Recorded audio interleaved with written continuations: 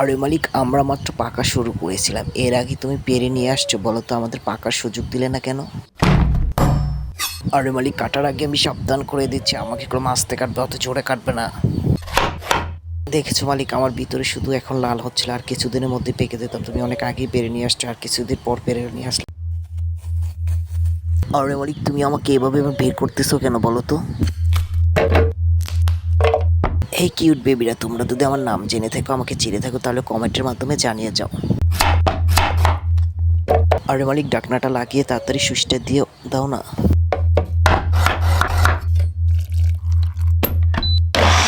আরে মালিক, আমার কাজ শেষ হয়ে গেছে, তাড়াতাড়ি এখন আমাকে নামিয়ে ফেলো তো।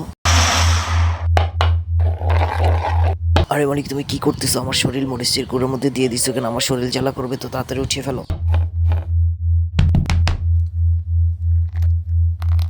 এই বেশি থাকিস না, বিয়ে দিয়ে দেবো, কেন্দ্রে মরে যাবে না। তাকে লাইক কমেন্ট শেয়ার আর আমার চ্যানেলটি সাবস্ক্রাইব করে আসো বন্ধুরা।